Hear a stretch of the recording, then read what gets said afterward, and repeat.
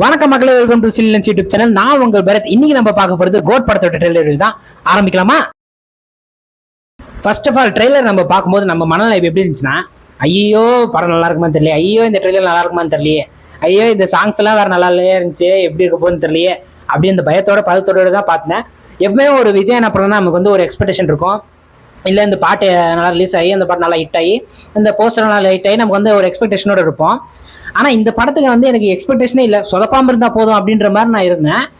ஆனால் நம்ம எப்படி நினச்சோமோ அது அப்படியே ஆப்போசிட்டாக நடக்கிறது தான் வந்து அது எப்பவுமே அது அப்படிதான் நடக்கும். அந்த வகையில் கோட் படத்தோட ட்ரெய்லர் ஃபர்ஸ்ட் டைம் எனக்கு பார்க்கும்போது அடங்கப்பா அப்படின்ற அளவுக்கு பிளாஸ்ட் வேற மாதிரி இந்தியன் மிஷன் இம்பாசிபிள் அப்படின்ற அளவுக்கு நான் போயிருந்தேன்.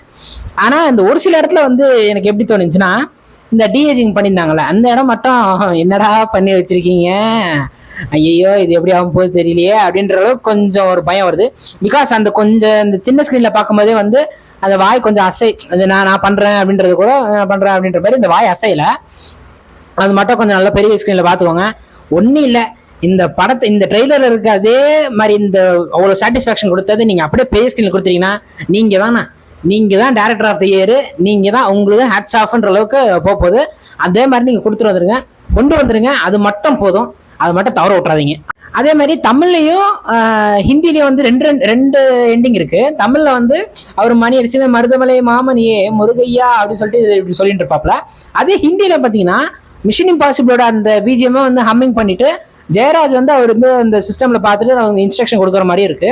அது ஏன் அப்படின்னு தெரியல. அதே தமிழ்லேயே வச்சிருந்தாங்கன்னா இன்னும் நல்லா இருக்கும். பிகாஸ் அவங்க வந்து இந்தியன் மிஷன் இம்பாசிபிள் பார்த்து நிறைய சீன்ஸ் வந்து காப்பி அடிச்சிட்டாங்க, அதை வந்து இன்ஸ்பயர் பண்ணிட்டாங்க அப்படின்னு சொல்றது வந்து அது தவிர்த்துருக்கலாம். அது நீங்க அந்த ட்ரெய்லர்ல வச்சிருந்தீங்க, தமிழ்லயும் வச்சிருந்தீங்கன்னா.